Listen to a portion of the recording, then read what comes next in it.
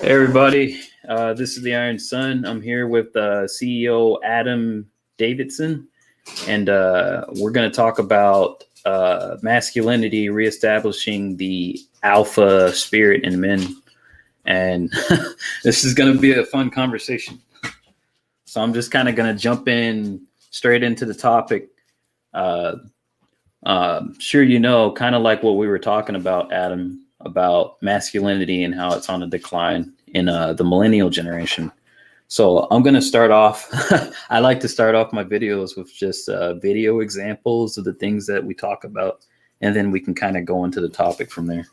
Perfect.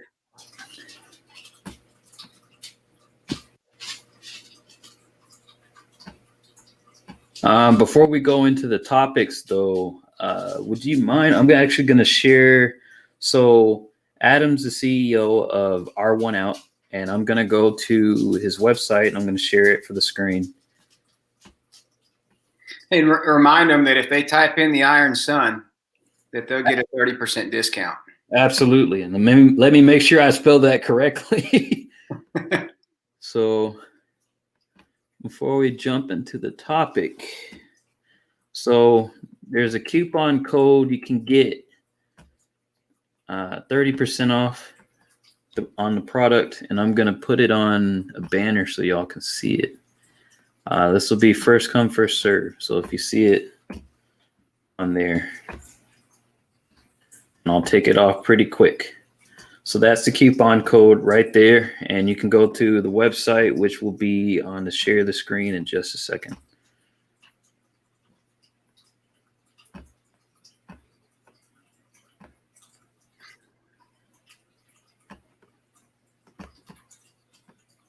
Boop. Okay. So here's the website. Go to cart.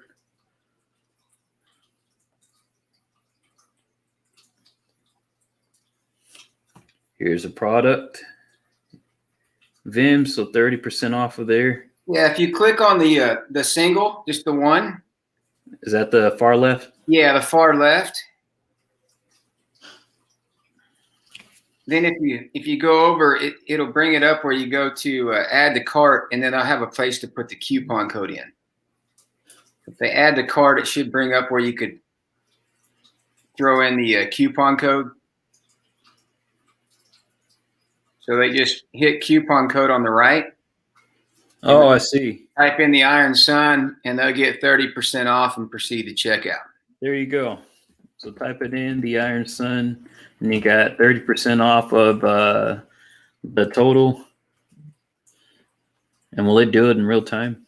Here, let me see. It should be activated. I had my tech guys go ahead and do it about 30 minutes ago before I came on your show. All right, let me see. I'm going to type it in. Type it in and hit apply, and it should drop the price. There you go. It did. So y'all check this out. This is from what I can see, one of the ingredients that I've seen, it's all natural ingredients. It helps with body aches. If you have arthritis, it can help with that. If you're an athlete and you have aching muscles, it can help with that. By the way, I'll let y'all know how that works out. My fiance's mother, she's actually going to try out the product over a 2-week vacation, and we're going to see how that goes. Yep. It's all natural, no testing issues, no worries. We've worked with the LSU, multiple physical therapists and pain management doctors for the last 18 months. So amazing feedback. I like it. But all natural. I like it. I like it. All right, the banner's leaving. Of course, we'll have people jumping in later. Hold on. All right, so we're going to get straight to the topic. So I actually have a banner for the current topic too. We'll just use, I'm actually going to create one. Hold on.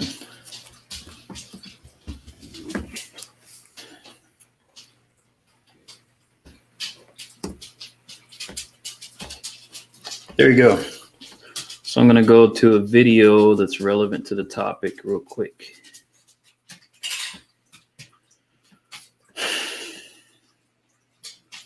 That moment when you had to drop all your conspiracy theory videos that are actually true. Let's see. Yeah, I think conspiracy.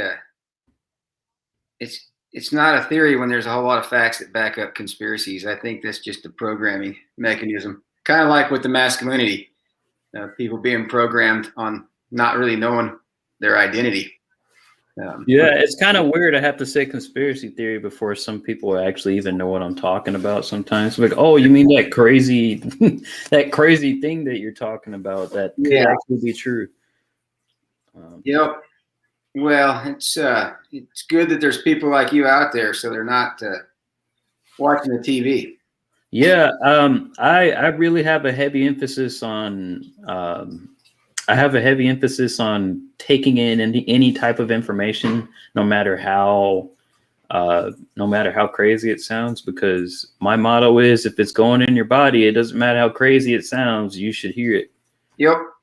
Well, I always say, unfortunately, our education system, I say, really, we should be teaching everybody how to immediately look at both sides of the story of everything. Mm-hmm. And then it's their God-given right, and they have a brain. And unfortunately, it's turned off. Study both sides of everything. Then you come up with your intellectual decision on both sides, not a one-sided story where you just go regurgitate it and repeat it. All right, so there's this really cool video that's making the rounds on the internet, and it's a father and daughter. So I would say that this is an example of positive masculinity in terms of raising children. Very relevant topic here. Let's see.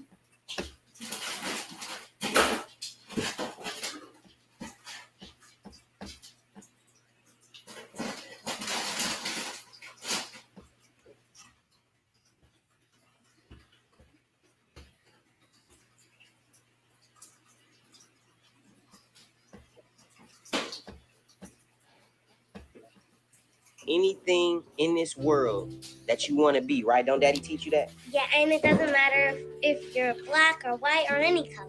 Doesn't matter if you're black, white, brown, yellow. Right? Black. And how we treat people is based on who they are and not what color they are. And if they're nice and smart. This is how children think right here. Critical race theory wants to end that. Not with my children. It's not gonna happen. My baby's gonna know that no matter what she wants to be in life, all she has to do is work hard, and she can become that. Work hard, even though you don't know anyone. You can make friends. Yeah, you can make friends, no matter what color they are. So we need to stop CRT. Period. Point blank. Children do not see skin color, man. They love everybody. If they're good people, they love them. We pray for people that are hurt.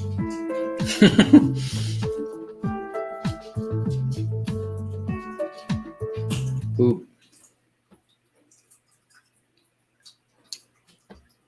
All right, what do you think about that? I saw that I think day before yesterday for the first time, and I probably watched it a couple more times. My youngest just graduated high school, so I've raised two daughters. I see. My dad is a special op combat hero, probably perfect to be raised with masculinity. Sometimes it was tough, but he's my hero, and it was good having him around. He points out really good things, but one of the things that because I studied chemistry, and when I was interested in it, is he pointed out to me that if you have a purple or yellow or black or red or whatever color balloon, and you fill them up with air, and you're holding them with strings, and you let go of them, which one goes up? And I sat there and thought about it, and he thought he was so smart with his military background. And I was like, I don't know. And he goes, it's the one with helium. If they all have helium, they go up. And he told me it's not about the color of that balloon. It's about what's inside that balloon. Mm-hmm. And so I think that's the biggest problem. I think as raising my daughters, I would always tell them that story. I've got my dad's not even an American citizen. He's from Mexico. I've got Indian. I've got 8 different things in me. Yeah. It's about what's inside, and that's the whole strategy, I think, of controlling us. Is you and I are hanging out. I'm probably 20, 25 years older than you. I don't care about your age or what you look like. This is good. We're hanging out doing this, and the whole key is to make us think that you and I can't do stuff like this. It's a divide and conquer. And as soon as we wake up and quit getting programmed into identities so that we don't know what we are, as soon as we all wake up that way, they're in trouble. The few that have been controlling us for so long. Yeah. Absolutely. Just like we talk about masculinity, I don't impose what I like to do. I have the freedom to do it. I don't impose that on anybody. I'll share it with anybody. I'll be respectful of anybody. They shouldn't impose what they think on me. Mm-hmm. But, I have an older brother that's gay. I love him for my brother and who he is, but I have a hard time with him telling me some of the things he does is normal, because normal is 50% of the population or more. It's not 1.8%. Yeah, absolutely. We're getting pushed on all this trans. It's an alternative lifestyle. Yeah, it's not typical, but it's a choice, and I'm happy with accepting it. Mm-hmm. But it's not normal until a majority of the population is doing it. Yeah. Statistically, yes. So, and actually, yes. Yeah. So I think it's a confusion kind of, or diversion tactic. Well, it's kind of interesting. It seems like a lot of people are only comfortable doing certain things if it's seen as normal. Like if it's kind of manipulated to make it look like it's the majority, then I think I mean that even goes as far as like the actions that a person will take, or the amount of the ethics that they cling to. I have this book. It's called The Lucifer Effect. Ironically, and it goes into, I think, the Stanley Milgram experiment. It goes into a bunch of experiments and a bunch of data on like people's obedience to authority and like a lot of different things. Like there's a lot there in the book that are very relevant to these times. But there's a lot of other books like that, but that book in particular is something that I think people need to pick up and read right about now. And C.S. Lewis, if you're familiar with that. There's a book he has called Screw Tape Letters.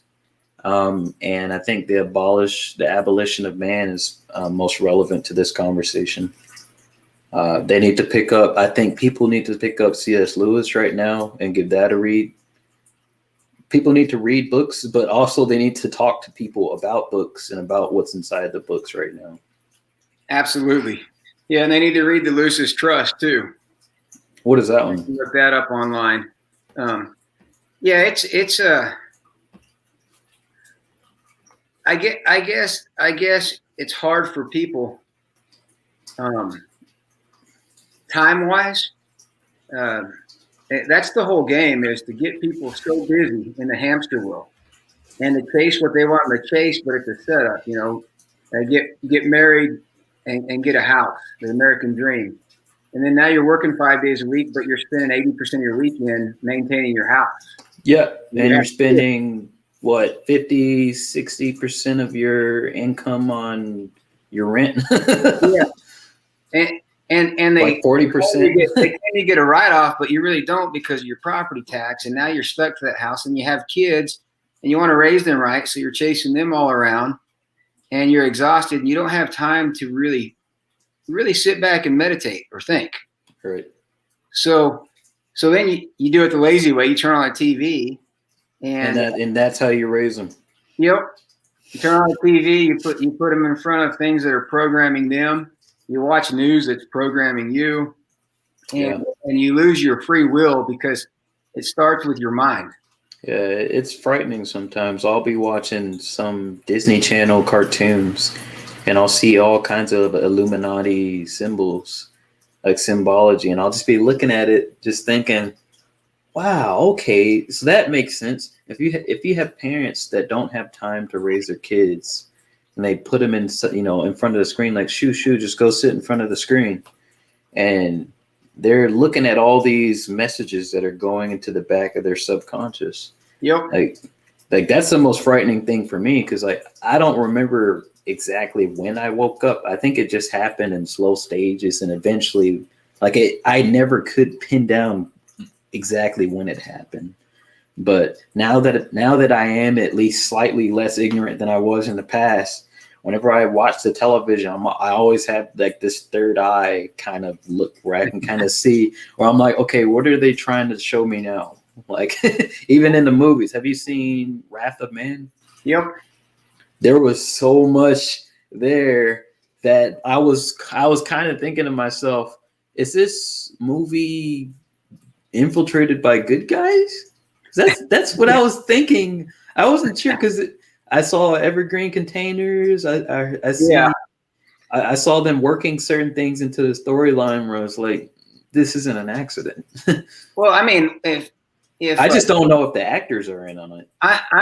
When I'm with people, a common thing is, what series are you watching? What's going on? The one thing I always stress to people before I sit down for that entertainment time is I let them know that before I watch this, I'm telling myself this is only entertainment, and everything before this was even written has already happened. They're not creative. You go back to read the Bible. Everything good and bad, the story's already happened and been written. They just have fancier technology now. But I always try to decode the shows to see how they're trying to program me. And it's scary when you start watching like Netflix. Oh, Netflix is really bad. Because I'm starting to think Netflix is just a bunch of series that are programming and controlling the narrative. Yeah, I didn't want to slip too far away from the topic, but one thing to understand, we're talking about reestablishing the alpha spirit, right? Part of that is being able to face reality and being able to accept things that aren't pleasant. And this is kind of the less pleasant aspects of our world right now. Like Netflix, the stuff that I'm seeing on Netflix, like they're talking about,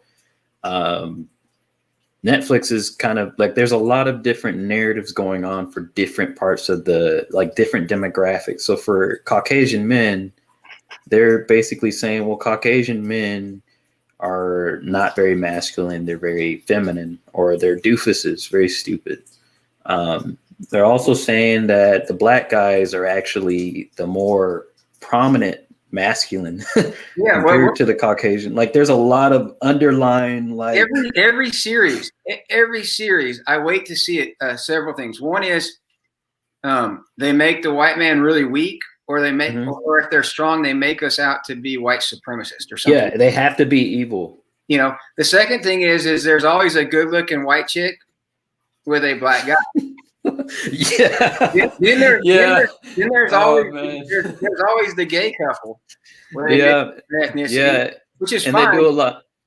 But there's these messages in there, and I think for all men, they don't even know their identity right now. For all men, for me, yeah, I recognize it right away, and I'm like, well, I'm not either one of those dudes, And for me, that comes down to paying attention to what you're seeing, and then not being a sheep, Be a shepherd. I have a video, so kind of on the narratives that are being pushed on Netflix, slightly off from that.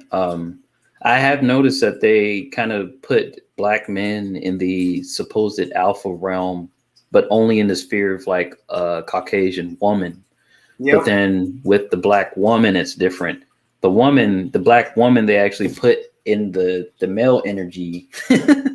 Yeah. And so they try to bolster her up to be like the alpha, alpha man, which on my channel, my philosophy behind alpha energy is that there's different alpha energies for men and for women. Like, they're trying to make them all Michelle or Michael. you like Obama? Yeah. I mean, oh man, yeah. I guess that's the end goal. Yeah, like I'm like I can kind of see that, like, if it's women's egos, they seem to be drawn towards that masculine thing, that type of energy, because of the traumas associated with being more passive, more feminine. We'll see. And the crazy thing too is, I mean, the American dream, we talk about masculinity, getting married, having a family, getting a house and all that. But what amazes me is if you're an alpha male, you start to recognize when you get married how your partner may be trying to transform you a little bit. Mm-hmm. As an alpha male, you think it was more fun dating. We had a great time, and I married you for who you are, and you married me because I thought you liked who I was. And you have to recognize that, because you could slowly, and sometimes it's not even their fault. They're watching things on TV and they see something about what they think's normal because they think that because it's on TV, it must be right. And you can slowly become a cooked frog and forget who you were before you got in that relationship. And that's scary too, because you don't want to not know who you are. You got to remind yourself through meditation and through constant you got to put a lot of investment in yourself. I get up every morning and I do a devotional, and I call it SPC. I call it Stretch, Pray, Core. Mm-hmm. And I do the core because I had some back injuries and other things. But it's so worth it, even if I have to get up early, to get up an hour earlier, and it warms up my whole body. And I think about that message, kind of think about how I can use it. And it gives me peace and patience for the day. And it lets me know that it doesn't matter what anybody thinks about me. It's none of my business what anybody thinks about me. But I know what's right, and I know what I'm going to pursue. And the truth of desire is in pursuit. And I start every day that way. So all the way back to I was getting back from Cabo 2 spring breaks ago when COVID hit. I tell people this story all the time. I get in the airport to come back through customs, and there's like over 5,000 of us, belly to belly, nose to nose, coughing, breathing all over everybody for like 6 hours. It takes that long to get through. No mask. And I'm sitting there going, okay, 2 things. One thing that we're guaranteed in life is that we all die. So I'm thinking, if this is a bioweapon and it's really bad, we're all going to a better place. At least I hope we are. I hope we made the right decision. Mm-hmm. But if I don't see this on the news and see that at least 10% of these people died from this, then I got to really watch this thing, because something's wrong. I mean, thousands of people for 6 hours, belly to belly, waiting to get through customs. I never saw one news story on anybody dying. And then you talk about masculinity. Well, that's just herding the sheep. Don't wear a mask. Wear a mask. Box the mask. They don't stop viruses, bacteria, germs. And I refuse to wear a mask. Well, they stop bacteria. I don't think they stop viruses, though. Most things. It probably, I don't know specifics of what type of bacteria, but I know viruses are smaller. The funny thing too is it's called PPE, mm-hmm. Personal protection equipment. So if you're wearing it, why are you worried about me or anybody else? That's your personal preference. That's kind of that's kind of why impose that on somebody else. Well, I think that's the only way to actually give, like, that's the tyrannical spin. Like, the tyrannical spin on it, it kind of utilizes people's empathic nature. Well, I have polycythemia. It's a polycythemia vera. You're not supposed to be able to get it genetically, mm-hmm. but I did, because it was so strong in my dad between his tours at Vietnam. It's from Agent Orange. And back then, the filtration devices and the choppers they were flying, they were breathing all that stuff, and I was conceived. That was probably experimental too. Yeah, I've got to watch my hematocrit levels and all that. Well, the one thing when my hematocrit levels, my blood levels get high, my red blood cell counts, it's from lack of oxygen or breathing techniques. So you're going to muzzle me. You're going to create fear by everybody being reminded when they see people with that mask that doesn't stop the virus. And you're going to minimize my oxygen. My hormone specialist right away gave me a medical not to wear a mask because he was already doing research on the mask not stopping the virus. And that was like a month after they shut down everything. And now they've tracked studies, and you look at kids' faces, you're breathing out bacteria, mixing carbon dioxide and breathing that, and they're breaking out. Yeah. I can vouch for that. There's people close to me who, before the whole mask scenario, they didn't have bumps on their face, and now they have bumps all over their face. And they were actually complaining about it. And I had to tell them, hey, you're actually harvesting bacteria on your face. That's why it's breaking out so much. Well, now they're researching and studying a correlation to breathing that stuff back in and affecting your throat health and your respiratory system. Yep. I've heard respiratory acidosis, bacterial pneumonia. It runs a full gamut. Like there's probably at least 5 or 6 different abnormalities caused by wearing that. Yeah. And we talk about masculinity, but really it's about alpha or leadership. Mm-hmm.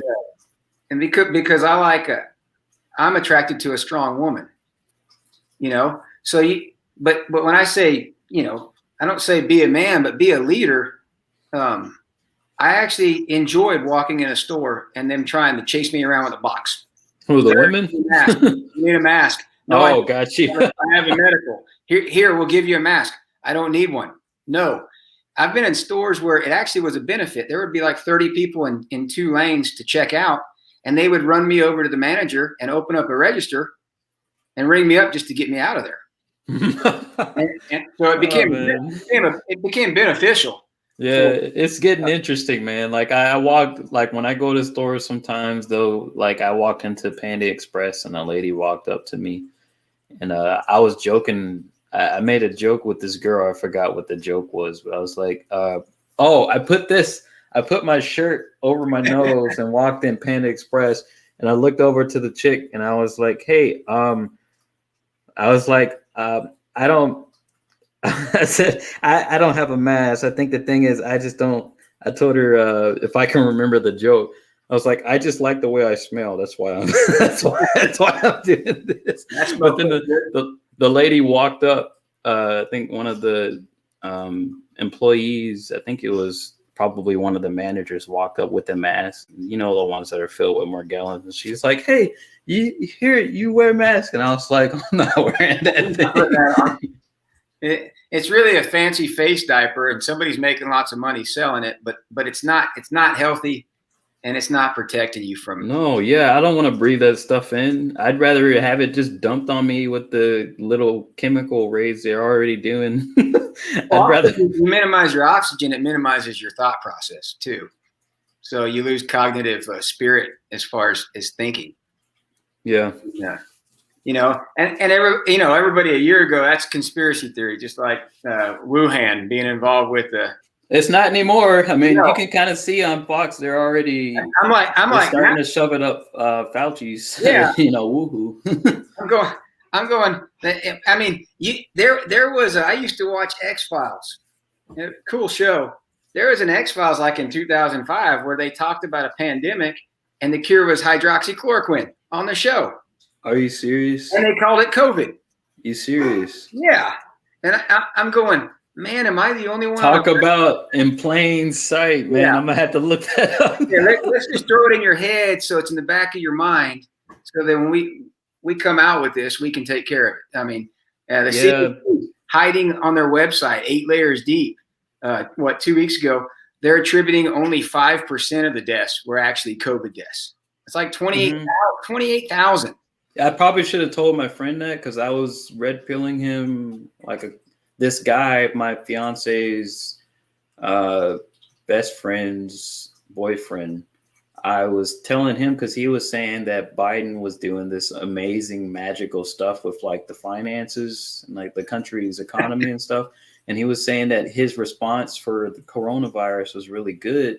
And I told him straight up, I'm like, no, dude, like you got to understand this guy, like he's probably like a 33rd degree Mason. He's like a pedophile. He's like, I don't think you understand the gravity of what's going on. And so I kind of had to lay him out from the groundwork. So I'm like, okay, so this is Operation Lockstep.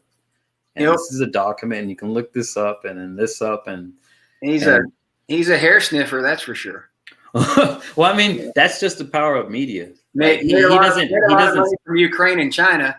You know, I mean, you think American citizens would be able to draw the parallels between? Well, just look recently, his connections with China. We get checks for like $600 and $1,400 or whatever it is, and then you know, Hamas and Hezbollah gets 285 million, and all of a sudden rockets start flying all over the sky.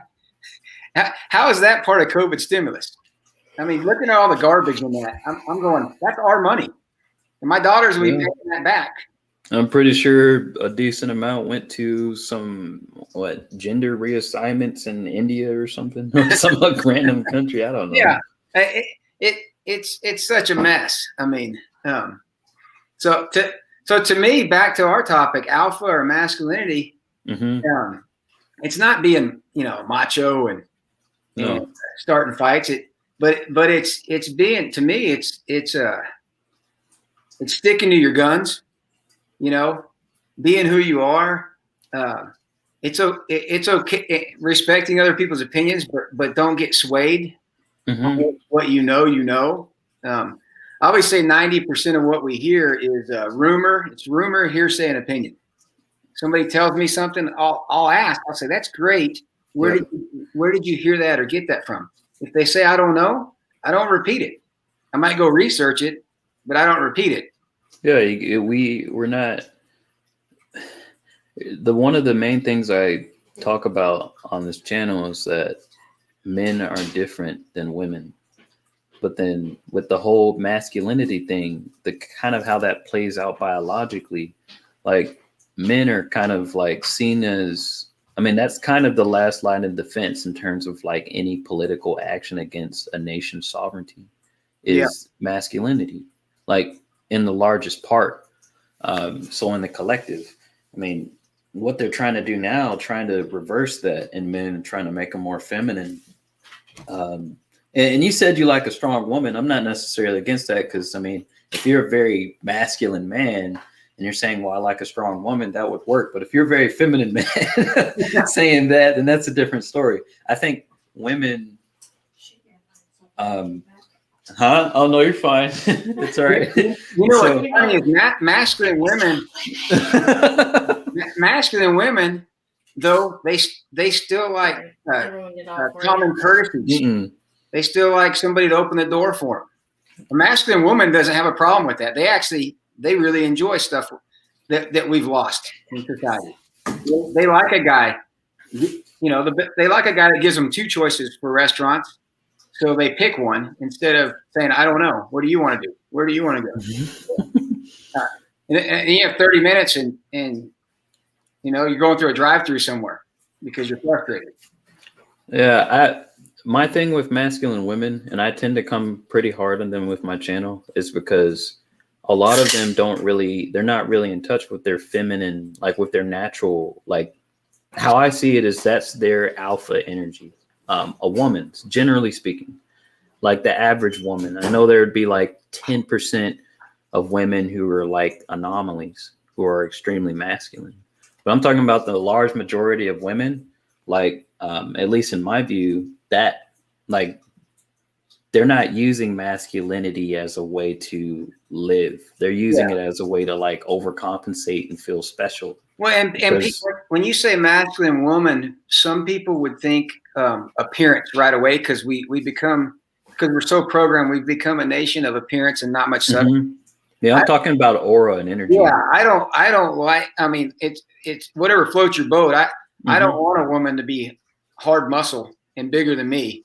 when I think of a masculine, she doesn't either. That's yeah. That's the. I mean, the average woman doesn't either. Like the thing I is, like them to be a woman and soft, and there's ways, there's things they do really well as far as nurture and care that we're sometimes we're just dumb about. We don't think about. We need to be reminded. When I feel masculine, it's somebody that will remind me, hey, you know, something's going on here. I'm going, oh, and for me to be masculine is me to take care of it and fix the problem or show the attention or whatever that is.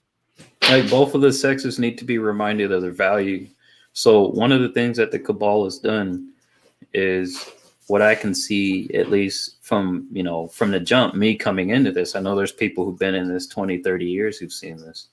But what I've seen is that with the males in particular, I came out of a single mother household, and in those kind of households, or at least the one I was particularly in, there was a lot of weeding out of natural tendencies and natural behaviors. And I can't tell you whether it was done consciously or unconsciously, but it was essentially emasculation. But what I've learned is that women don't see, at least in the West, they don't see emasculation as a bad thing. Like it's gotten to the point where it's normal. Like they actually see it as something that's like, they actually think that they're making the male better for society by getting rid of that testosterone. Yeah. But ironically, it just makes the man more the ironic thing is, by taking away, like by emasculating the young males, it just makes them more secretive and more sneaky, and it actually makes them worse. You know what's funny about that? Because I'm almost 50, and it's so funny to see and hear from women like in their late 30s and up, all looking for a masculine man. I would just like to find a man. They're realizing it. I want a man's man. It's confusing for poor guys because they lost their identity to go back to who they were, because that's what's attractive. Yeah, it's very, I think it's very confusing. A lot of men have been fooled to believe that they have to get in touch with their soft side. Yeah. And kind of lead with that. But that was I think that's kind of the lure from the people on the dark end. The lure is like, hey, you know, this is what society, because whenever so I've noticed, like there's a guy Candace Owens was going after. He was wearing a dress and saying he was reinventing masculinity. I forgot his name, but she was going after him. Huh? She's brilliant. Yeah, she was going after him saying, no, man, like you're wearing a dress. Like we need more traditionally strong men. We don't need weak men who are wearing dresses. And I thought that was kind of funny, but it's true. Like there is no reinvention of that energy. That energy's been here long before we got here. It'll be here long after we're gone. Like that energy of protecting and providing and, you know, moving and doing and being dynamic. Well, I mean, I'm a spiritual person, but I believe it's your personal relationship, and it should be daily and not in some business mega facility that's making money and has a lot of man-made politics going on. But spiritually, that is what we need to watch out for, because as a science guy and a math guy, if you study kind of linear relationships, what they're trying to do is that if you want to take a parallel line going up and you want to make something perpendicular, that's what they're trying to do. It crosses your frequency or who you are, your spirituality. You flip, if it's a fraction like 1/2, you flip it and make it 2/1, and you put a negative sign in front of it. It's positive. You invert it, and that's their point of control and confusion, is inversion. Yeah, and I've noticed for women they do it through their ego and through vanity. Yeah, I've noticed that through women they can actually control their ethics through vanity as well, which is kind of fascinating, because it's like if you can actually make certain ethics in vogue, people will actually flock to it. Like even the men. Like it's disturbing. It's well because everybody's too worried about what everybody else thinks about them. Mm-hmm. Because and if they would stop and think for themselves, they would be happier. Yeah, that herd mentality. Look, it's a great survival mechanism, but it's being exploited to the greatest depth right now on us. Well, what they don't want is to see you and the two of us together doing this. Yeah, and there's a lot of people like us doing this. Yeah, they don't want to see a 50-year-old white talking to a millennial black guy, and they get along, and they're connecting mentally on a cognitive scale, and they're having a great conversation. They want us to look at each other like we're afraid of each other, or there's something different, or you think I don't like you, and I think you may not like me.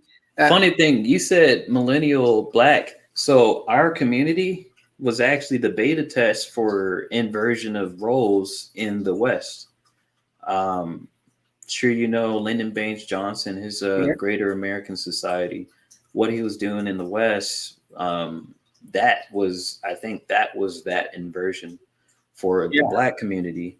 But we were kind of the beta test for what's going on with like the current iteration of feminism right now. Because now they're trying to invert everyone. But it started as I've noticed. It seems to I think the minority groups were the beta tests for a lot of the experiments, the social programming experiments that they were doing. But then, well, what we should do maybe is we should get together and talk about topics a couple times a month, or Yeah, sure. Yeah, we could do that. Or I know a lot of people they have schedules with 4 or 5 people and they do like a weekly thing where we just get together and we break these things down for people. Absolutely. And so I actually, I use different people to give myself a boost because I'm really trying to get up there. I'm really up and coming, but there's another content creator who I team up with, so we could do like multiple streams as well. If you're okay with that, we can do like a tri-stream. All 3 of us join in. That would bring in a lot of views, which would also bring in a whole bunch of different opinions. But this is cool because we just get 2 guys chatting right now. But then well, it's organic. It's not like reality TV where it's scripted. Yeah, we're not. I don't have any person behind me saying you can only say this. Like I can say anything I want. And I think it's kind of funny because if we were on the mainstream and you had a black guy talking to a white guy about racism, about the greater society, the 1960s and all the pretend movements and things that were happening to kind of divide and conquer. I think that was one of the biggest parts in the United States. I think that's something that's kind of, I don't see it. It's not something that I usually see, but I've noticed whatever vibration I seem to be on, I tend to like this kind of thing keeps happening. I keep running into people who are capable of having these kind of conversations. Oh, we can hashtag and throw something out there on how we met.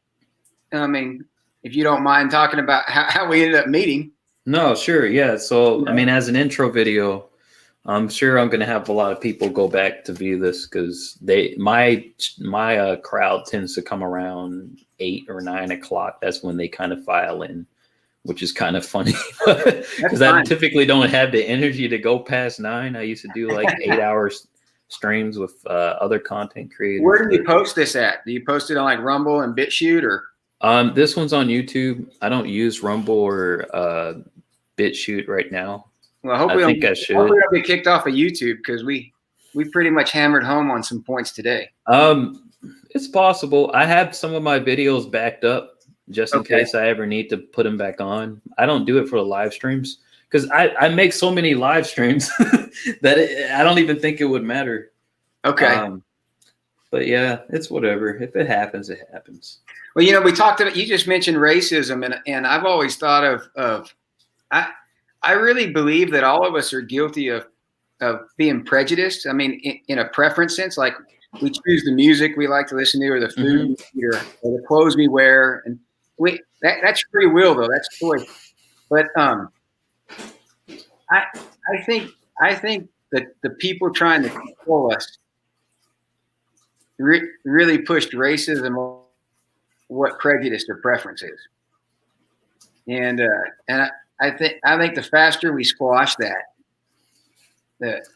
It's really hard to squash with the media right now. We yeah, have to get rid of that apparatus in order to squash the whole racism narrative, because they can pretty much push any idea, like any false event, through the media they want. like COVID. Yeah. Yep. Unless we get rid of the media, it's not going anywhere. Not that COVID's not real. I've started referring to it as SARS because that's what it is. And I do blood work because of my polycythemia, and I'm a chemist, so I like to look at peaks of a chromatogram. Your peaks come out for your antibodies, and so I've had the antibodies for COVID for 15 months now. But we went back and looked at a antibody test from years ago, and it was called unknown back then. But it's the same area, the chromatogram, the same peak, and everything that was unknown, that's being listed as COVID antibodies or SARS. So apparently I've had the antibodies for a lot longer than we've had COVID. And I do believe COVID's real, but I think it's a strong respiratory flu. And if you have comorbidities, then you probably died from the flu. And then if you wash your hands and put yourself in prison and you wear a mask and you minimize your immune system, then any cold or flu is going to hammer your system more than normal. So I don't disbelieve in COVID, but I call it SARS because that's what it is. Yeah, that was the plan. Yeah. I mean, they laid that out in lockstep. So but yeah, I would get on with multiple people. I think if we talked once a week, I'll do anything to help boost you up. sounds good to me. I don't have a channel or anything like that, but I'm going to start doing interviews. But I want to sponsor people that are truthers, speaking the truth and getting it out. Sounds good to me. That's so I'll continue. I'll call my tech guy, but I want to continue giving your following a discount and then try to help you get bigger and bigger. Cool. You know, I'm not gonna lie, man. I'm pretty brutal with the women on my channel. One thing I think I need to be more brutal with is I need to be more brutal with guys, because there's a group of guys out there who are privy to certain aspects. They're red pilled on some levels.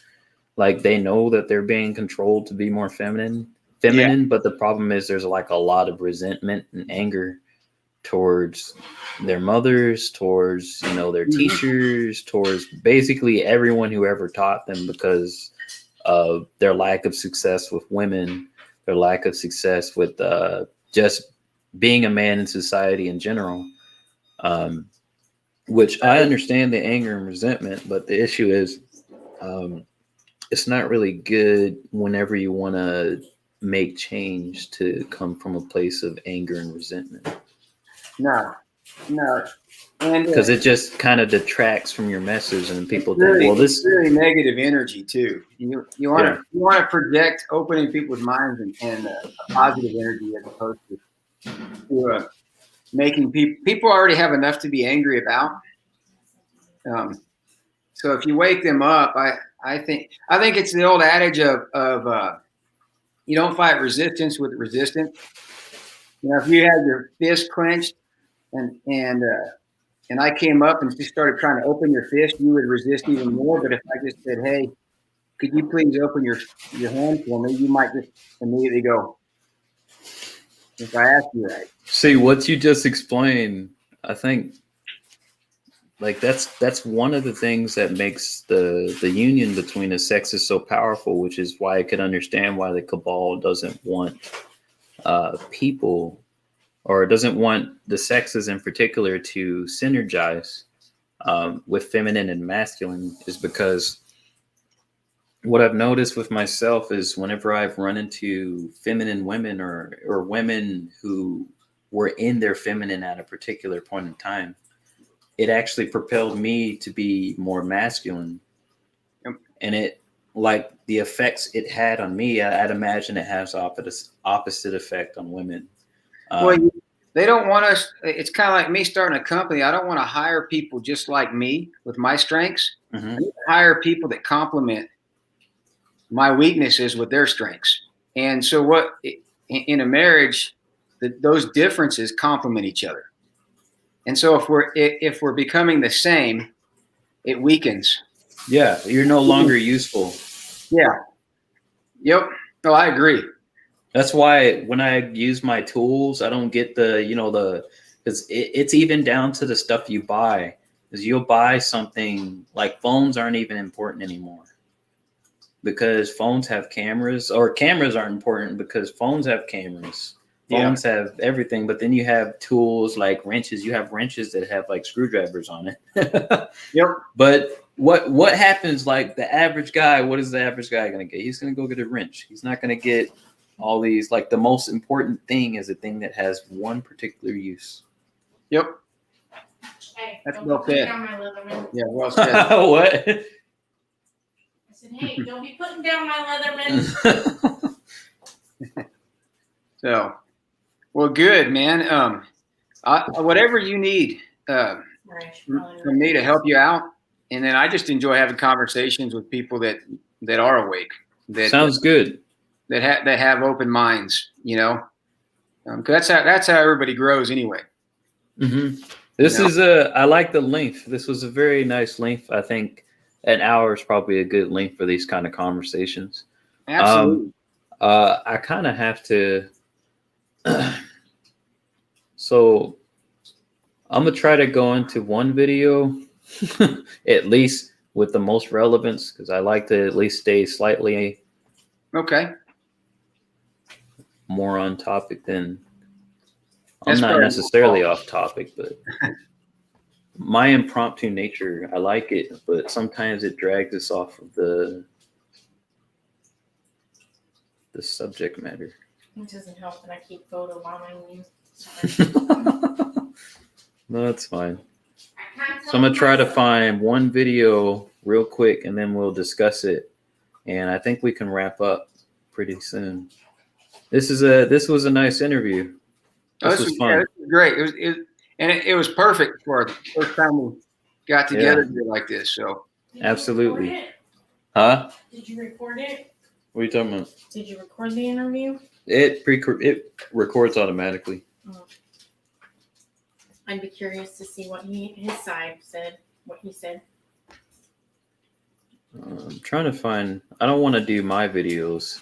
So I have videos that I do individually, but those are just for individual people to look at. I don't know. Do you want to check? We could look at one of mine and tell you what. One of my most recent ones. This is a video I have. So this is a very nitty-gritty video just based off of the experience of guys who come out of single mother households. It kind of talks about the negative aspects of it, and it talks about how ways of correcting those particular situations. So I'm going to go into I'm going to go into part 3, and then I'm going to go into elements of part 4. Tell you what, and then let's see. So there's one relevant to what we're talking about right now. It's called The Grand Illusion. Okay. And that talks about, the cabal. And that should pretty much carry it into the end. All right, let me get it loaded up.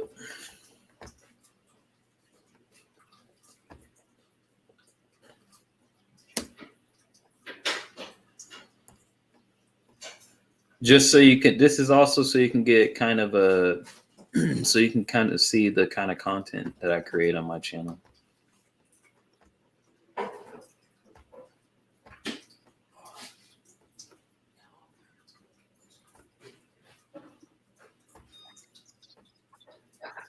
So these are one of the things that happens when you have a masculine mother raising a son.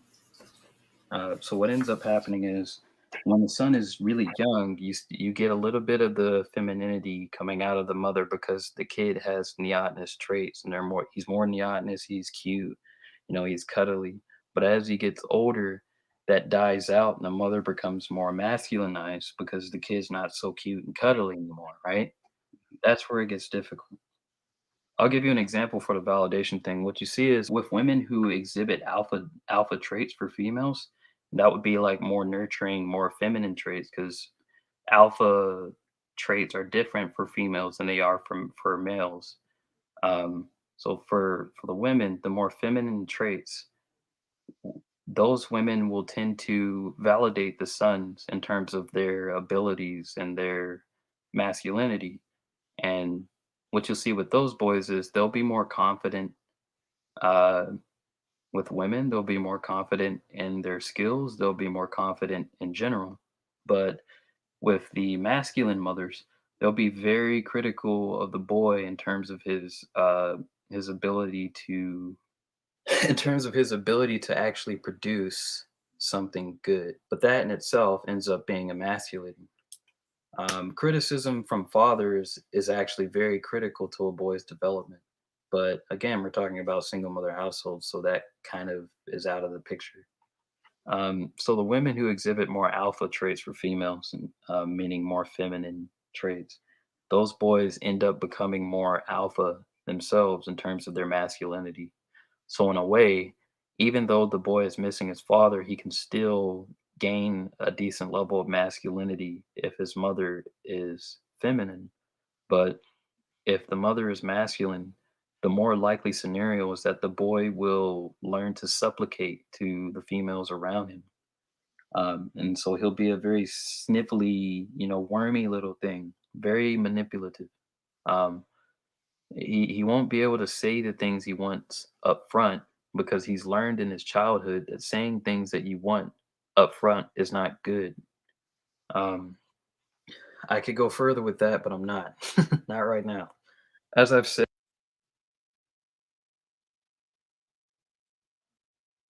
or at least physically, on the I'm outside. skipping ahead. A lot of All right. there's some boys, there's some who, they witness their fathers beating, actually physically beating their mothers, and they'll take it upon themselves to be her protector because boys they're naturally protective of their mothers and they have those instincts by nature.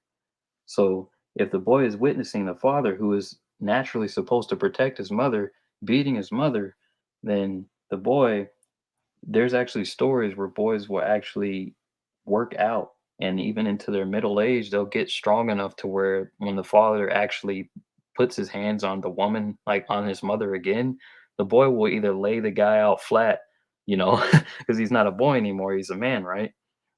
And what you see in these stories is the boys realize that attacking the man and hitting the man who hit their mother, oftentimes it wasn't enough for them emotionally. So that's an interesting thing in itself. Another way where a boy ends up becoming a beta male, which is a feminine male, a more feminine male, is codependency. I did say I would give the solution, so I have to be a man of my word.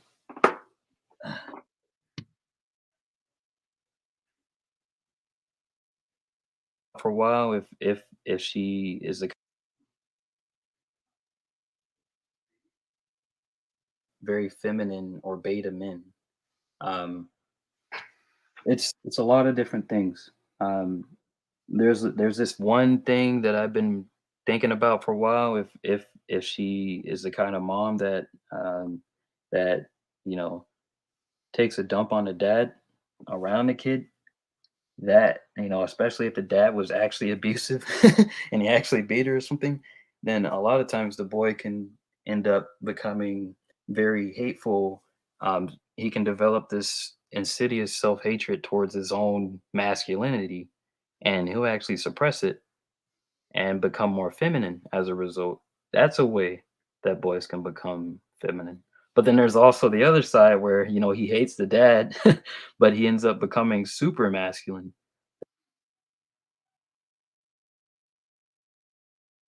anything you were actually wrong about, admitting it, and then moving on.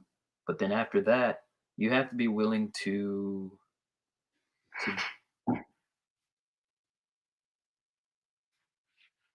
do things, to move, because right, one of the things you have to do is you have to be willing to admit when you were wrong, and you have to be willing to say it to those around you.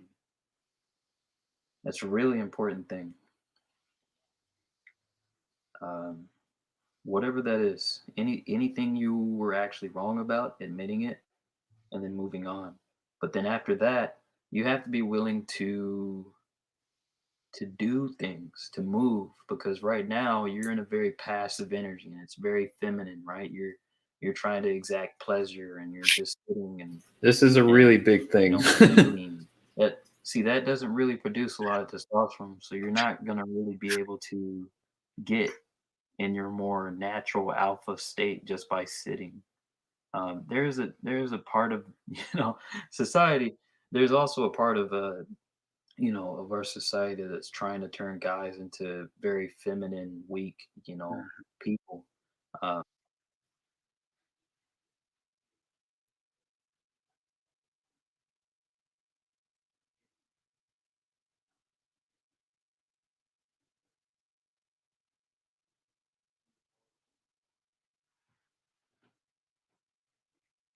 Yeah, I'll have to go check out some of your stuff.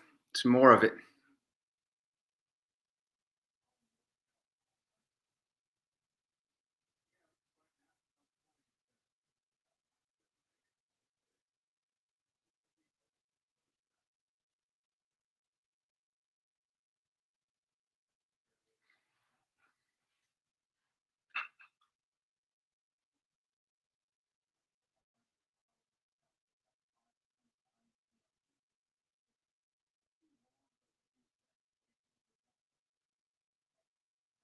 this is really important.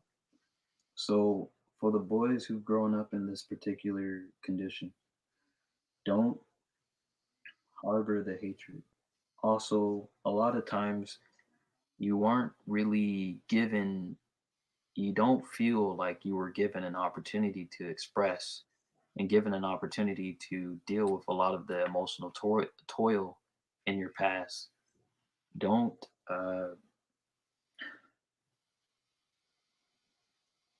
I'm not saying don't get mad at your mom. You can do that in your personal life, punch a pillow, get mad, cry, stuff like that. You might never actually get that reconciliation. It might never happen. Nothing might ever happen. But at the very least, you can forgive the person at the deepest level. You can forgive them because at the end of the day, either they know they did it or they don't know they did it. So you could be holding on to that and they could probably not even be aware. Or if they are, let's say you go up to them and you tell them and you make them aware of what happened. Maybe they don't want to, maybe they either don't want to admit it or they don't even think it's true, right? Or maybe they deflect, or maybe they're not comfortable with you bringing them that kind of emotional distress. Maybe that's just unnerving. So then you just think, oh, I can't bring it to them because, you know, I guess my childhood's over, right? I can no longer cry and, have my issues dealt with. I have to deal with them myself. So then, yeah, that's the answer then. Deal with it yourself. Deal with your emotional problems yourself. I think that's the optimal thing to do because at the end of the day, you're never going to get whatever it is you think you should get. And if you do, count it as a gift, but don't try to get it, you know. Just let go of the issue, forgive them as much as you can. Don't hate them. Any hatred is not good. So you want to eliminate that as much as possible. You want to eliminate hatred because generally speaking, and this is my opinion, this is my perspective, you become what you hate. So you want to make sure you don't hate the person. And an example, the reason why I said you become what you hate is think about it. You got a lot of black people right now thinking that you know, there's a lot of racism and there's racism's just everywhere, and that's it's okay to be cognizant of bad behaviors and stuff like that.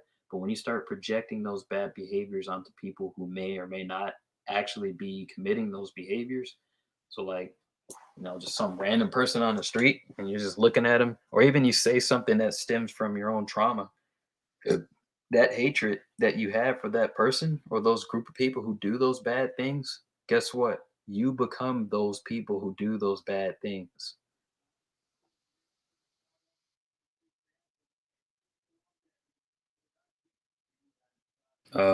So there's one video, it's called The Grand Illusion. It's where I talk about the stuff me and you already know about. And I talk about people. I'm not going to play it because we already know about it. So, but I can't talk to people who aren't open to alternative opinions, and I try to open their mind on it and give them reasons why they should go into it. You have to speak very cryptically on YouTube. I think on what is it, BitChute and Brighteon and all the other platforms, you can pretty much speak pretty plainly. Although BitChute is starting to do some new stuff with their terms of service that's kind of freaking me out a little. What are they doing? I don't know. I think they were updating their terms of service. I don't know if anything's changed, but it just kind of unnerved me a little bit. Huh. I think getting a message about, oh, this is what we allow now, this is what we don't allow, typically starts to lead to things like YouTube. Censorship. Yeah, I mean, yeah. I don't know of any censorship on BitChute, but it's just something for me to be cognizant about. What I mean, it seems to me that Rumble and BitChute are kind of the two places where your First Amendment's not being attacked as much as everywhere else. Yeah, that's what I can see. So how's your following going right now? It's very slow in the numbers. What I can see is I don't put out a lot of content, so I think that's probably what's slowing it up. But also, so this is just something I've noticed. It tends to be very difficult to get a high amount of views. I think some of it comes from production quality. Some of it comes from the attractiveness of the person. Some of it comes from the personality of the person as well. And even down to the gender, which a lot of people wouldn't expect. I'm just going to say it plainly. A lot of times the chicks get views. If it's a young chick or an older chick, for me, just your average Joe guy, I think really is just a slow slog to get more and more and more. Well, they control that too on the back end on your analytics. Oh yeah, that's actually true. Actually, than what it is. Yeah, that's a good point. See, I don't think I brought up any red flags with a lot of my stuff on my channel so far. There was this one video where I was talking about I think a California Patriot was the title. Some guy walked into a liquor store or something like that, or a gas station, and he was asking to get his gas pumped. And the guy wouldn't do it because he wouldn't wear a mask, and he was saying, "I don't have to. I have constitutional rights and stuff." And they flagged that video on my channel, and I had to get rid of it. Well, you should start tagging some people. I mean, we went and supported Scott McKay in his Patriot Street Fighter. Does it help if you tag people too? What do you mean? That probably would. So having him on my channel would probably boost the hell out of my channel. I'm saying you could tag this video because we were there supporting him. Oh, that's a good point. Yeah. Maybe he would get it out to his audience. Yeah, I probably should do that. How do you, I mean, does he have an email? His whole deal is he wants the Patriot Street Fighters and wants everybody, big or small, to get out there and share the truth. Yeah, absolutely. I mean, that's what my channel is about. I even have it in the about description what I'm all about. I actually have, so I'm mainly focusing on, you can probably tell, the inner dynamics between men and women.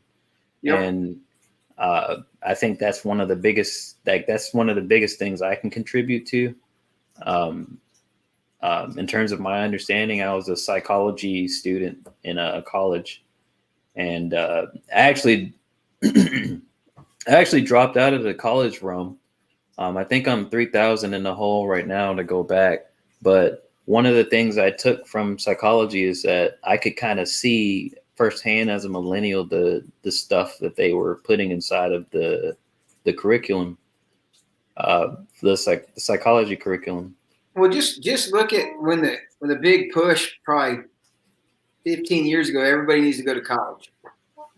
Mm-hmm. Look at how look at the inflation, the price of tuition. Yeah.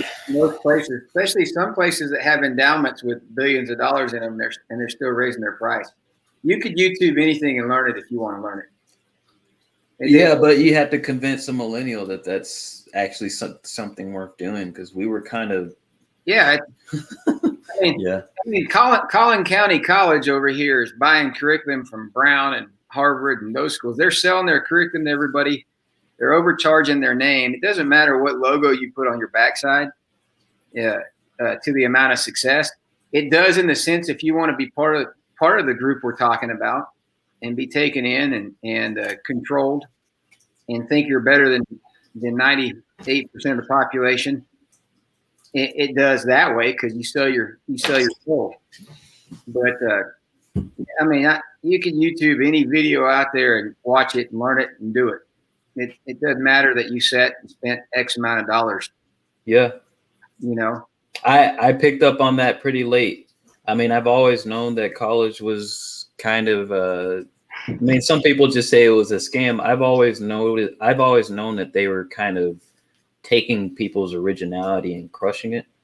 Yeah. Because I was always curious why they never deviated from their curriculum into more abstract, like it didn't really seem like they were actually trying to understand deeper concepts. It seems like they were trying to take already understood concepts and kind of like try to game and see how fast they can understand these concepts within a certain amount of time, which I don't know. That's the other issue with college.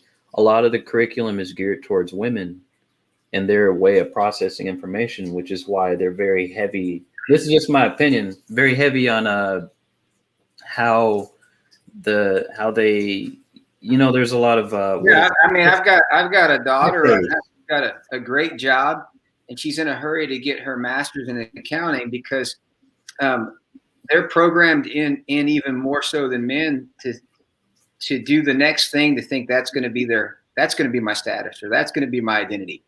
And I'm not happy now. I get that. Then what? And then I'm going to try to go get something else to put by my name and something else. Mm-hmm. And it's a marketing scheme, and it is very attractive to women. And they're very smart in the way they do it. As you masculize men or emasculate men, they become the same mindset too, to where they've got to have an identity. Yeah. But what's sad is they keep going after the next thing, whether it's another degree, another certification, a new car, something. They get it, and 3 weeks later, they wonder why they're not happy. And you can learn at your pace anything and add value to people. And really, unfortunately, we need money. We're all slaves to the central bank's debt-generated economy, which hopefully that gets fixed at some point. And yeah, I think we're rounding out that circle. Yeah, we're close. But really, the whole key is you shouldn't have to work X amount of hours a day. But you need to do something purposeful that adds value to the community or people, and that's when people become happy. Oh, sorry. I think so. I've heard that it's gonna get to the point where people will be able to have one income and do all right with a family and have reasonable work hours. Honestly, I know some people are just like, yeah, people should just be able to do whatever they want, shouldn't have to work. I don't think it's all going to happen like that. I think it's going to happen in stages. But then I think the first stage is getting back to that single earner phase where you can have one person working and one person staying at home. Yeah, and they have a decent living. you know, it's sad for women because they go chase that stuff, get a job, then they get married, then they have kids, and you can't have everything all at once. And then they feel guilty as their kids are near being grown. It's not fair to them, and they're I mean, a dad in the house is vital, but a mother nurturing, being around a lot is that care. I think is even more important. Yeah, I like to think about it esoterically. Like women, for me, they're the heart of the family. They pump the blood to the rest of the extremities, to all of the extremities. Whereas the male's the head. The male decides wherever the male's facing, that's where the whole body goes. So, I mean, and if you cut the head off of the body, so you can take that metaphor for as far as it goes, but women being the heart of the family, like it kind of shows you they're just as important as the men, and they within their role, and it's very significant. I mean, if your heart stops beating, if you do the job of a mother and do it well, it's the hardest job there is. Yes. Agreed. You know. Hello. Sorry. That's all right. It's Vanessa. She wants to know if I want to do a renewal on my cars. What is it? I forgot what it was. Some sort of extended warranty. Yes, the extended warranty. I keep getting calls about extended warranty. Like they're ridiculous. Yep. They're relentless. I need that kind of drive because I get a call every day. Yep. And we're all insurance broke and warranty broke. Yeah, but what I was saying, so I've actually done the research with the whole written word, and because there's a lot of essay work that seems to be coming out of a lot of college grads. There's like this formulaic essay that they have to write for all the topics that they're doing. And vocab and writing essays is that's very tailored towards like the female way of learning, which is not necessarily a bad thing, but that's just one aspect. Like even the amount of time spent for the lecturing, right? That's actually geared towards the females as well, and having them sit in a place, like sitting in a chair for a very long amount of time. Now I'm talking about college, but if you talk about pre-K, like it starts from pre-K and goes all the way up through high school and college. So like very much indoctrination. I mean, I've taught and coached. I've taught chemistry and math, and they became test driven where you couldn't. You had to teach just certain things. So you weren't teaching people, you were teaching content. And then I've taught about 17 different classes. And I just was so different in that environment. And it's a hard environment. What motivated me was I was coaching, especially the last several years, my girls, and they played golf, and I was coaching the golf program. And golf, what I like about golf is for 5 hours in a tournament, you're walking, you're carrying your bag. It's not resort golf where you drop an extra ball and hit an extra shot. You're getting in a cart. There's a physical aspect. There's a science of how to eat and drink water and stay hydrated. But also they get rid of their cell phone for 5 hours. And they realize that bad things happen, and it's how you overcome them. And good things happen, but something bad's going to happen in that tournament, that round of golf. It's a pretty methodical way of looking at the kind of the roller coaster of life and trying to find a baseline of maintaining your attitude. So that kept me in it. Plus, it gave me time with my girls, to be around. I'm pretty sure is invaluable to them. Like they're pretty lucky. That's one of the things that a lot of women growing up, they don't have their father. They don't have a really good relationship with their fathers, Well, or none at all.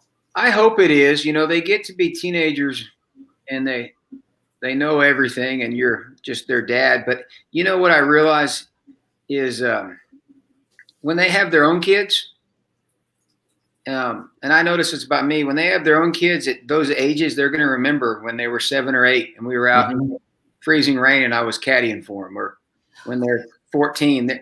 They're going to remember through their kids, because that's what people do. Is when your kids are those ages, you start to reflect on that age. I think that's more of a Western thing, man. I think we, I know this is a global control thing, but like you have other civilizations, you have other areas of the world where kids don't view their fathers like that. Like they actually hold them in high regard.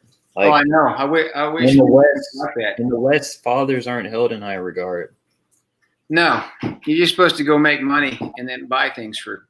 Ironically, neither are mothers, but it's in a different way. Like there's very subtle demotions I can see. Like with the mothers, they're kind of promoted, but they're only promoted insofar as they take the role of what would be traditionally the man's role. Yeah.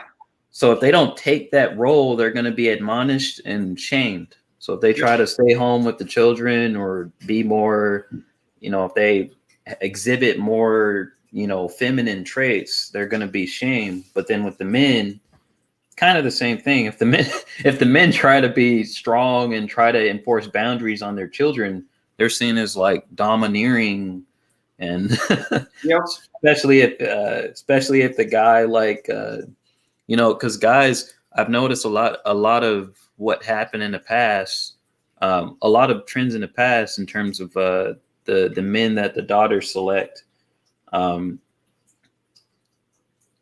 terms of courtship. There's a big role that males have in like the males that the daughter chooses.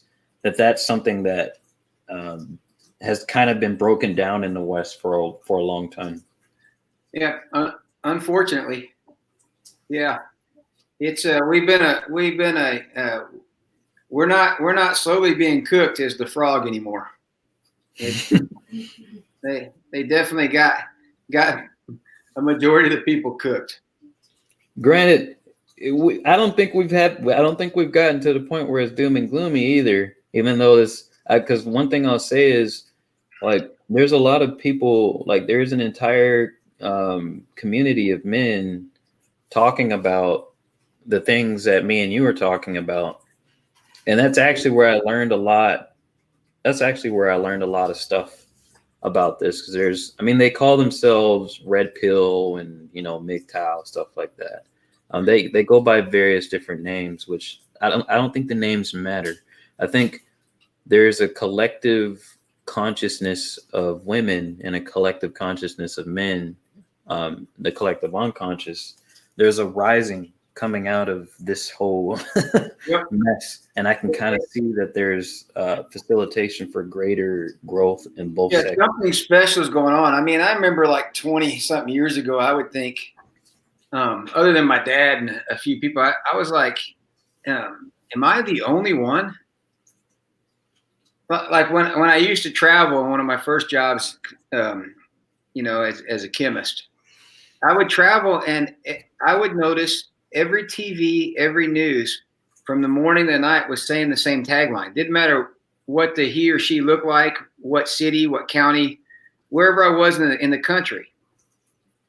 I'd be like, do people not realize that there's a reason they're giving us this tagline all day? And do they not think these people get on a phone call like at 4 a.m. and get told what to say? The news, they're just actors reading a prompter. They're not even giving us the news. Mm-hmm. I was sitting there going, am I the only one seeing this? Am I the only one on this island? Because if people believe this crap, we're in trouble. And now it's been refreshing because there are a lot of people. Now I'm not a conspiracy nut. Yeah, now I can kind of see. The truth is. Yeah, some of the ideas that are coming out, especially about Fauci and stuff like that, I can kind of see that slowly the people who were considered conspiracy theorists, they're becoming the intelligent.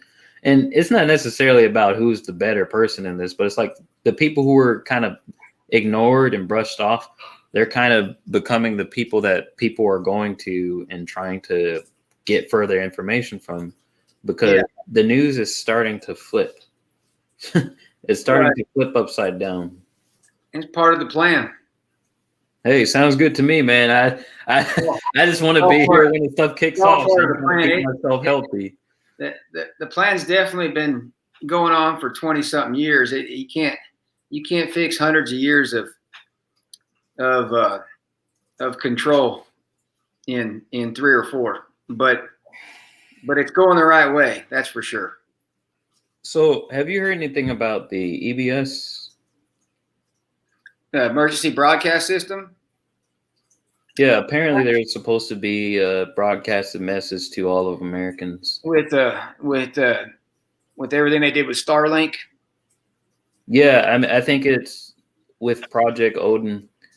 I don't know if that satellite's up now, but from what I've heard, they were at least having the idea of doing it and debating over it. I was watching a video with Mike Jaco.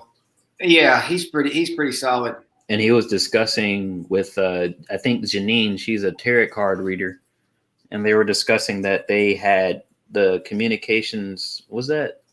I think we're probably, believe it or not, it took a lot longer for people to wake up from watching and listening, and some of the kind of intel that I get. You can't, if we were less than 50% of the people, that wouldn't work. If you just shut down everything, it'd be too devastating. I'm imagining that now we're getting close to 70%. That's crazy. We're at a good time as far as people. At least when that happens, they would be receptive. That's what they were saying. That's kind of crazy that you say that, because that's kind of right on with what they were saying. That's kind of crazy that we're at 70%, man, because most of the people I come. I mean, I was in Walmart, and they're afraid. They're afraid still to have. There's people that are starting to. There's something firing here, but they don't want to say anything.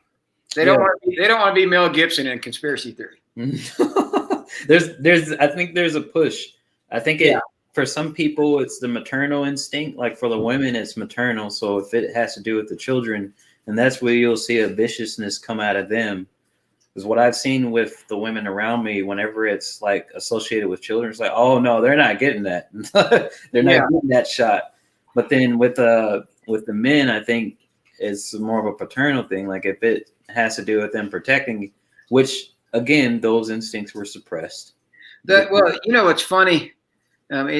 With our show topic, spirals right back to it, is a big trend that's been kind of remarkable is because of the children. It's the women that are waking up the men. Mm-hmm. I mean, so. Yeah, we've gotten that far. We've gotten that far where the men have gotten so feminized that you actually have women, even within the truther community, I've noticed, who are more masculine than the men, and that's sad. That makes me sad. I actually kind of like. I don't know if you've heard of Crystal Tini. She's in a truther community. It is what it is, but it's helping. Yeah, at least they're helping. Yep, for sure. Because when it comes to children, you don't want to mess with a mother hen. No, so that's been good, but I think we're getting to I think we're about there. That makes me happy, man. It also makes me scared because a lot of people, I don't think there's going to be good reactions, because you have, like, I was talking to my fiance's I think her best friend's boyfriend, and he was saying that Biden was like good and magical and Trump was evil, and basically all this stuff is like, he was saying everything's perfectly fine with the economy and all that. And I was kind of just thinking, this person probably watches the news every single day. They watch the Communist News Network. Yeah, and it's like I wasn't like shaming him. Like with the conversation, I was kind of thinking like, okay, dude, like here's the main thing that because he was a very logical person. So I was thinking, okay, I'm gonna try to come from the logical appeal. So Okay. if this, now I'm saying that's what I was doing with him. I was like, so if this whole thing that's going on with the bug or the jab or COVID, like if this is if this is something that just happened by happenstance, then there's probably not a lot of control going on. This is probably Right. a situation They where want it to be like at 78% vaccinated. They're only still like at 26. They're lying. they can't get the younger. They're portion going of to the give you a free population lotto to ticket to win $1 million if you let somebody stick you, or they're going to give you a Tesla, or they're going to. Yeah, I heard that. It's like, yeah, I would want to lose my soul to Yeah, get a car that I can't even afford right now. Have you seen the video where the guy's walking up to TV sets and it's trying to connect to him on Bluetooth? Have you seen that? No. Oh, that's funny. Can you put a link in the comments? Yeah, Or in the put a link have- in the private chat.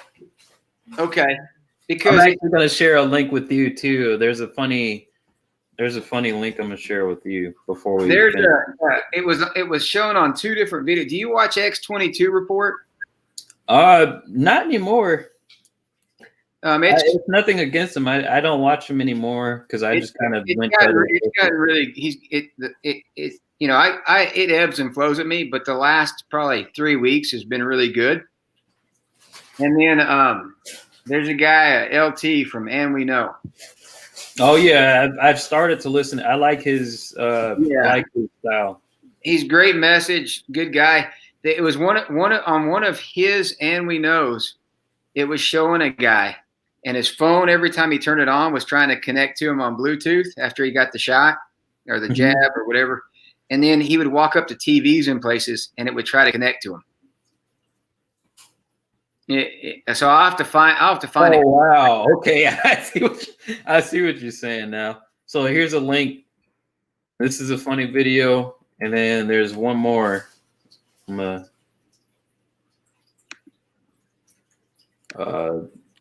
kind of curious. See, Jocko Willings, he just did a video on how Jocko feels about wearing a face mask.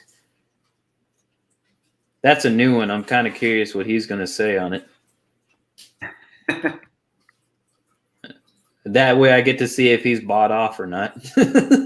I don't know which And We Know it is, but it's 4 or 5 episodes. That's what I sent you in the private chat. If you go to andweknow.com and you can hit the little deal on the website and click videos, it's probably 4 or 5 shows ago. Maybe it might be 6, but it shows the guy. They're videoing the guy walking up and Bluetooth trying to connect to him. So yeah, LT's got a good message. You can tell he's got a good heart. He's an ex-military guy, and he does some really good work. See, those are the guys that I've noticed that tend to have these kind of opinions. I've noticed it's ex-military, or it's someone who is in some sort of corrupt industry, and they saw something bad. It seems to be that those people are the ones. Yeah, I mean, my dad was in Vietnam. He did several tours, and you start to look back, and what they want to do with those guys when they come back is they want to put them through the VA and put them on,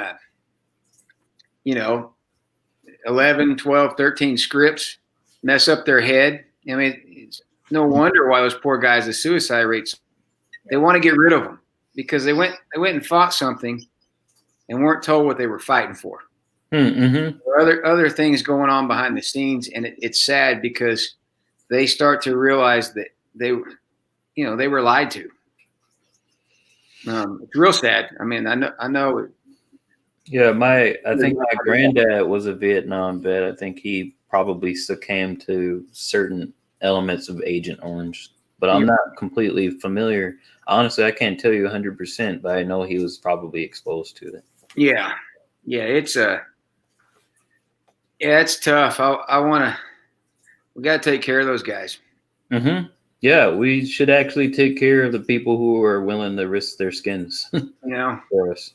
I mean, that's why I always laugh at people. The first time in my adult life that had a choice to vote for something different was when Trump ran. Because the Bushes are no different. In fact, they might be worse than the Clintons or the Obamas or any of that, you know. But people didn't like him, and I'd sit there and go, well, let's look at the net value of everybody else before him. Let's look at their net value before they were president and look at it after. And they all got extremely rich after they were president. And then you got somebody that's not taking a salary and actually loses value in his net worth. That should tell you something. Yeah, I mean, the media is really good at making. See, for me myself, I'm still in the middle. There's some people who think Trump is really bad. There's some people who think he's really good, and they kind of worship him, kiss his toes. Well, he was definitely honest. I think there is an element of honesty that can't be lost with the guy. Well, it's not about Trump. It was about that was a big part of waking people up. Yeah. I don't know how to tell people that he was a part of a military operation. How do you do that? He came in and unraveled, you know, what the Titanic. We were on the Titanic. He came in and unraveled it so much that it's made it obvious for all this stuff to come out now. And it's perfect that he's not there because it's not about him. Yeah, there's going to be a lot of stuff that when it's revealed, people are going to go back and watch his speeches and watch content and be like, whoa. Yeah. That's what I've heard. So, yep. The most honest politician I've ever seen. And I don't know why. So the comment he made about the grab the woman by the pussy thing, I love it. Everybody gets that. Everybody gives him, you know, stuff for that. But the thing is, like, it's true. Like, if you're a guy and you have a very high degree of wealth and power and status, there are women who will actually allow you to sexually, you know, do whatever you want.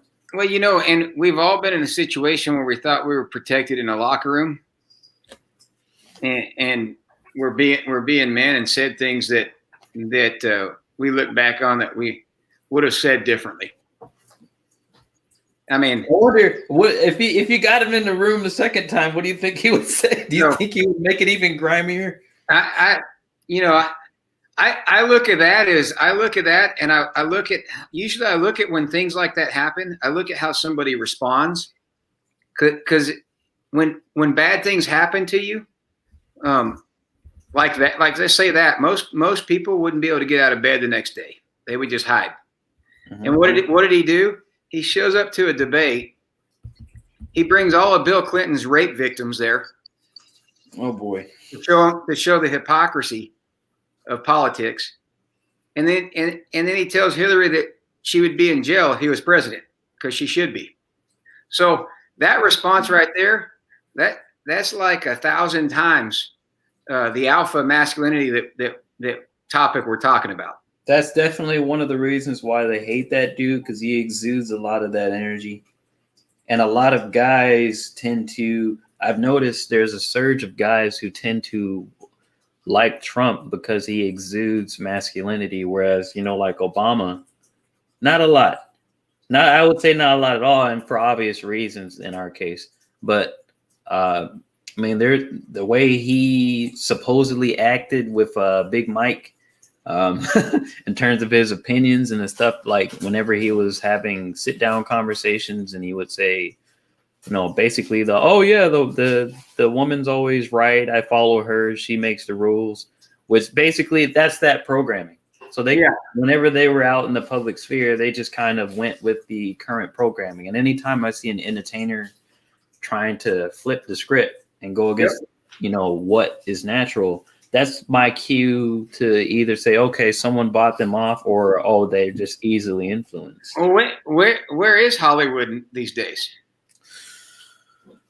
Where are the? I don't see many previews. I'm starting to think that the actors that are making the current little small flicks that were probably pre-made like 2 or 3 years ago anyway, I'm starting to think that they're either in on it, a couple of them. Yep. Or they're like have an NDA or something like that. Because Jason Statham, The Wrath of Man, I don't know when that was made, but some of the subject matter that covers makes me think that this guy had to be debriefed on some of the stuff. Yeah. They have evergreen cartons, containers inside that movie. They talk about pretty much. I don't think you can say the child word on the YouTube platform. They get angry about that, but they'll go into that. They talk about how there's this one group and they're really nasty and how they deal with things. And I'm sure you've seen the scenes where he's directly deals with it, but I'm starting to think because there are some good actors that are in on it. Well, it takes a lot of dual actors or informants to clean something this messy up. And so there's probably people that had good hearts that flipped that have been a big help too. Yep. There's some people who probably had plea deals. Yep. So Very nice to meet you. nice meeting you. So, but yeah, I think. See, I know this was a good conversation because we already went past the hour mark and we're just going into more and more and more. Yeah, we're gonna have to do something maybe once a week, and you could throw extra people on where we could bounce ideas off each other. Absolutely. So I'm gonna go ahead and wrap. Hey, well, make sure you promote your code because I'm giving them a discount and I want to help you out too. Yes, sir. We'll do that one more time before I stop. Because I want to build your following up, and also I want to make sure that you can support the growth of it. Absolutely. So for anyone who listens to this later on, so there's a code below, right down there. Go to the website that I put at the original. Here, I'll put it up on the thing again. If I got it, let's see. Just a second.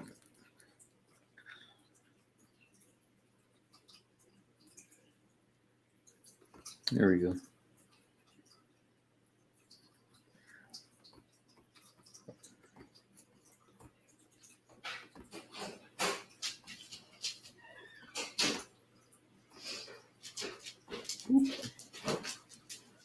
All right. So for anyone watching, can you see it on your screen? Yep. All right. So Vim, that's the product. R1-Shout's the website, and you can go to the cart. You see it's $50, but then you have all natural ingredients, by the way. Go to the coupon code, type in the Iron Sun.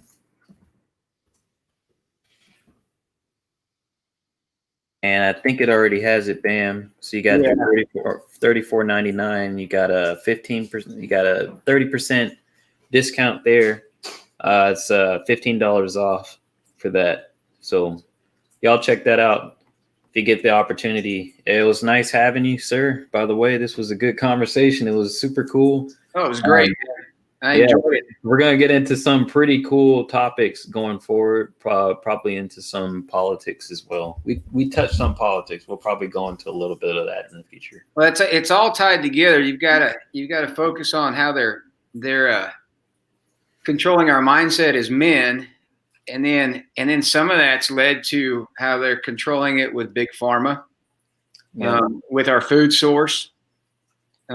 The control of healthcare, and then government. It's all tied together. We just need more men to lift. That's it. Then we Right. We increase the testosterone level. Yep, that's what we need. The problem goes away. Like overnight, they just wake up like, oh damn it, where did all these men come from? Yep. So exactly what. And then the women are like, oh my god, why are all these men around? Like, this is scary. Like, yes, they're back. Yep. This is a good thing. This is the way it's supposed to be. So. Yep. All right, man. Email about when you want to do it again, and then you have an awesome weekend. Okay. Yes, sir. All right. Talk to you later.